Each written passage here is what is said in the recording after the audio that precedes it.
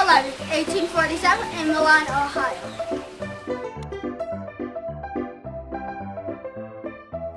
I had great parents. My father Samuel worked very hard in the shingle mill, grain, and timber business. My mother Nancy was my biggest inspiration. After some trouble I had in school, my mother took it upon herself to school me at home. She helped me develop my love of reading and my passion for experimenting.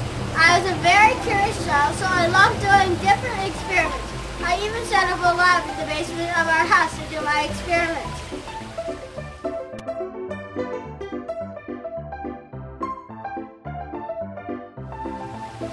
I got my first job at the age of 12. I wanted to be more independent from my parents, so I got a job as a grand trunk loader, selling newspapers to the passengers. Soon I was also selling candy and seasonal vegetables. When I was 14, I decided to start my own newspaper. So I set up a lab and a printing press in one of the spare cars.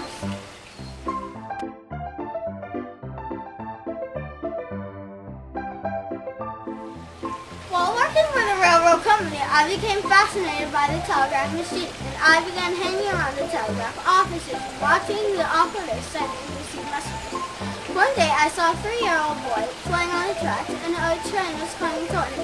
I was able to save this boy from the oncoming train. His father was a telegraph operator.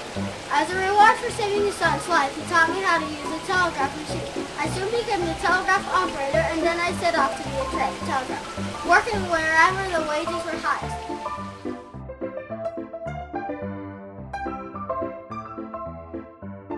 My first gardening adventure was an electric mower. I hoped that this device would be used by the state government in the election, but the lawmakers were not interested. This failure taught me a valuable lesson. I decided that I would never again invent something that people did not want.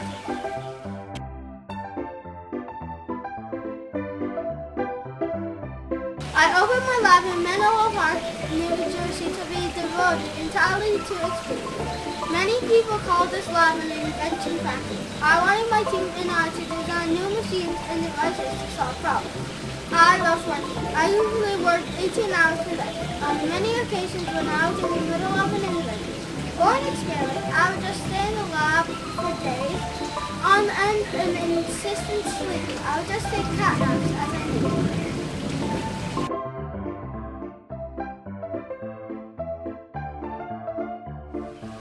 My idea for inventing the phonograph came from my wish to improve Alexander Graham Bell's telephone. The biggest problem with the Bell's telephone was that the sound transmitter was weak. A caller had to shout in order to be heard at the other line. I was sure I could come up with a way to make the telephone sound louder and clearer. As I was working on improving the telephone, I thought, the human voice could travel over wires, and there should be a way to record the sound so it could be listened to later. And the idea for the phonograph was born. To my surprise, the machine worked the very first time. I recorded the words to the line, Mary had a little lamb.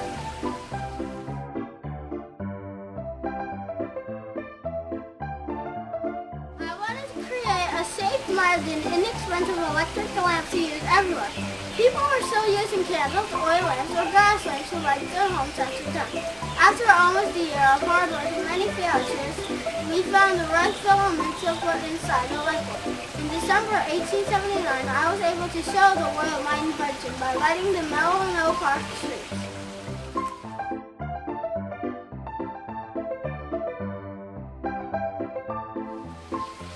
In 1901, my family and I started to spend our winters in Florida to get away from the cold of the north.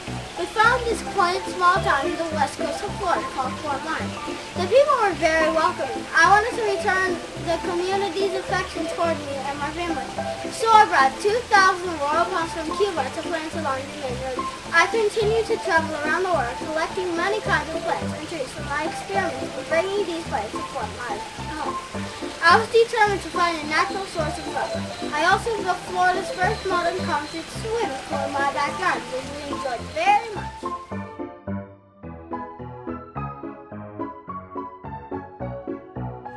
I would say my greatest achievement were the inventions of the phonograph, the electric light bulb, the electric generator, and the movie camera.